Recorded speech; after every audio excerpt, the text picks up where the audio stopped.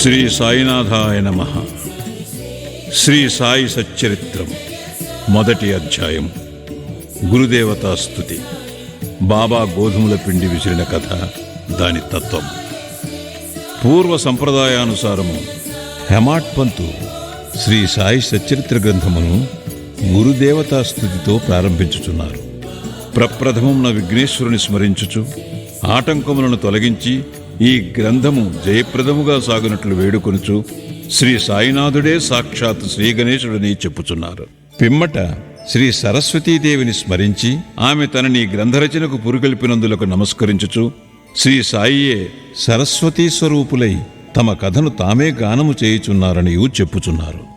తదుపరి సృష్టిస్థితి లయకారకులకు బ్రహ్మ విష్ణు మహేశ్వరులను ప్రార్థించి శ్రీ సాయియే త్రిమూర్తియాత్మక స్వరూపులనియు సమర్థ సద్గురువులనియు వారు మనలను సంసారమును నదిని దాటించగలరనియు చెప్పుచున్నారు. తరువాత తమ గృహదేవతయగు నారాయణాదినాథునకు నమస్కరించి వారు కొంకణ దేశములో వెలసిరనియు ఆ భూమి పరశురాముడు సముద్రము నుండి సంపాదించినదనియు చెప్పుచు వారి వంశమూల పురుషుని స్తోత్రము చేసిరి. అటు పిమ్మట వారి గోత్ర ఋషియగు భరద్వాజముని స్మరించెను.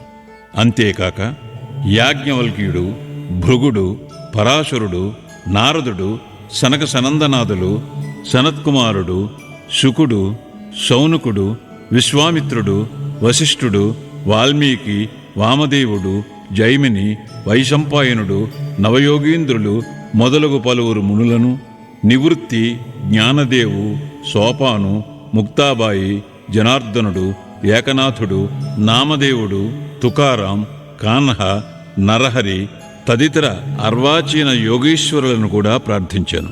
తరువాత తన పితామహుడైన సదాశివునకు, తండ్రి రఘునాథునకు, కన్న తల్లికి, చిన్నతనము నుండి పెంచి పెద్ద చేసిన మేనత్తకు, తన జ్యేష్ఠ సోదరునకు నమస్కరించాను. అటుపైన పాఠకులకు నమస్కరించి తన గ్రంథమును ఏకాగ్ర చిత్తముతో పారాయణ చేయుడని ప్రార్థించాను.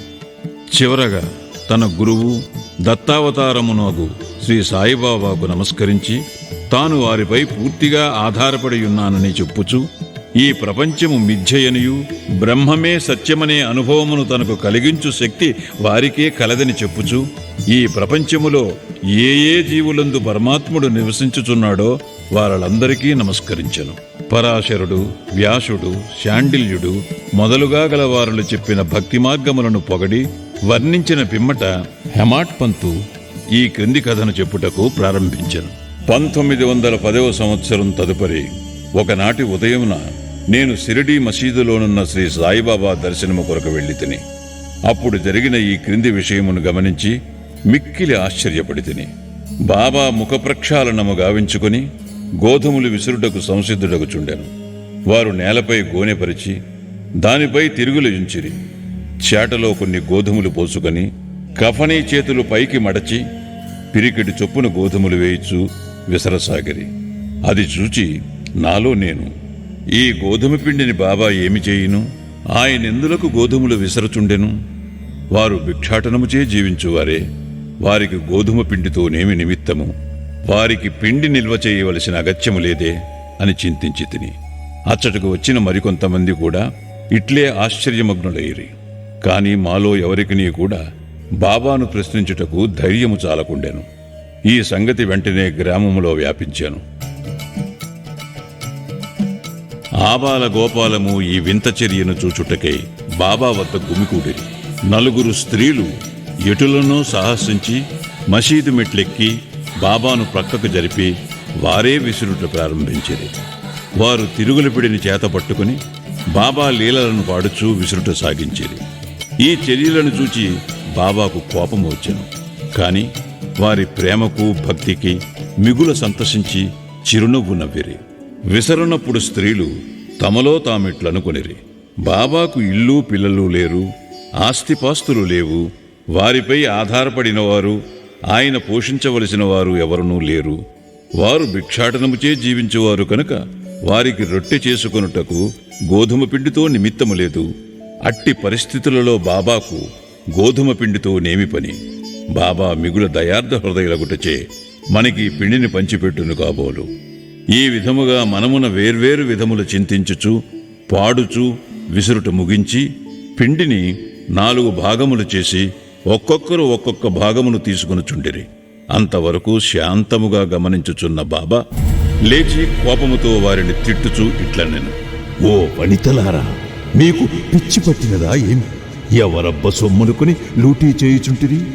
మీ వద్ద నుండి గోధుమలు వాడుకుంటున్నా ఏమి? ఏ కారణము చేత పిండిని గొంపోవుటకు యత్నించుచున్నారు?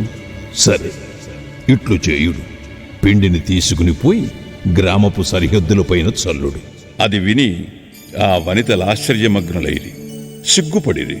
గుసగుసలాడుకొనుచు ఊరు సరిహద్దుల వద్దకు పోయి బాబా ఆజ్ఞానుసారము ఆ పిండిని చల్లిరి.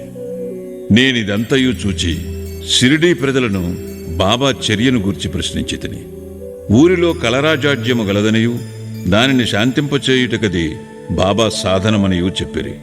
అప్పుడు వారు విసిరినవి గోధుమలు కావనియు వారు కలరాజాడ్యమును విసిరి ఊరి కవతల పారద్రోలిరనియు చెప్పిరి. అప్పటి నుండి కలరా తగ్గెను. గ్రామములోని ప్రజలందరూ ఆనందించిరి. ఇదంతయు వినిన నాకు మిక్కిలి సంతసము కలిగెను. దీని గూఢార్థమును తెలుసుకొన కుతూహలము కలిగెను. గోధుమ పిండికి కలరా జాడ్యమునకు సంబంధమేమి? ఈ రెండింటికీ గల కార్యకారణ సంబంధమేమి? ఒకటి ఇంకొక దాని నెట్లు శాంతింపచేసెను. ఇదంతయు అగోచరముగా తోచెను. అందుచే నేను తప్పక ఈ విషయమును గూర్చి వ్రాసి బాబా లీలలను మనసారా పాడుకొనవలెనని నిశ్చయించుకొంటిని.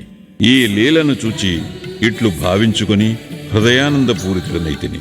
ఈ ప్రకారముగా బాబా సచ్చరిత్రను వ్రాయుటకు ప్రేరేపింపబడితిని. అట్లే బాబా కృపా కటాక్షములచే ఆశీర్వాదములచే గ్రంథము నిర్విఘ్నముగను జయప్రదముగను పూర్తి అయినది. తిరుగలి విసురుట దాని వేదాంత తత్వము. తిరుగలి విసురుటను గూర్చి షిరిడీ ప్రజలనుకునే రీతియే గాక దానిలో వేదాంత భావము కూడా కలదు. సాయిబాబా షిరిడియందు సుమారు 60 ఏండ్లు నివసించాను. ఈ కాలమంతయు వారు తిరుగలి విసురుచునే ఉండిరి. నిత్యము వారు విసురున్నది గోధుమలు కావు, భక్తుల యొక్క పాపములు, మనోవిచారములు మొదలగునవి. తిరుగలి యొక్క క్రిందరాయి కర్మ, మీదిరాయి భక్తి. చేతితో పట్టుకుని పిడి జ్ఞానం. జ్ఞానోదయమునకు గాని ఆత్మ సాక్షాత్కారమునకు గాని మొట్టమొదట పాపములను కోరికలను తుడిచివేయవలేను. అటు పిమ్మట త్రిగుణరాహిత్యము పొందవలెను. అహంకారమును చంపుకొనవలెను. ఇది వినగనే కబీరు కథ జ్ఞప్తికి వచ్చును. ఒకనాడు స్త్రీ ఒకతే తిరుగలిలో ధాన్యమును వేసి విసరుచుండెను. దానిని చూచి కబీరు ఏడ్వసాగాను. నిపతి నిరంజనుడను ఒక సాధు పొంగవుడు అది చూచి కారణమడుగగా కబీరు ఇట్లు జవాబిచ్చాను. నేను కూడా ఆ ధాన్యం వలె ప్రపంచమును తిరగలలో విసరబడెదను కదా. దానికి నిపతి నిరంజనుడిట్లు బదులు చెప్పాను. భయము లేదు, తిరుగుల పిడిని గట్టిగా పట్టుకుని అనగా జ్ఞానమును విడువకుము. నేనెట్లు గట్టిగా పట్టియున్నాను, నీవును అట్లే చేయుము. మనస్సును కేంద్రీకరించు, దూరముగా పూనీయకు. అంతరాత్మను చూచుటకు దృష్టిని అంతర్ముఖముగా నిమ్ము. నీవు తప్పక రక్షింపబడదెవు. మొదటి అధ్యాయము సంపూర్ణము. సద్గురు శ్రీ సాయినాథార్పణమస్తు. శుభం భవతు.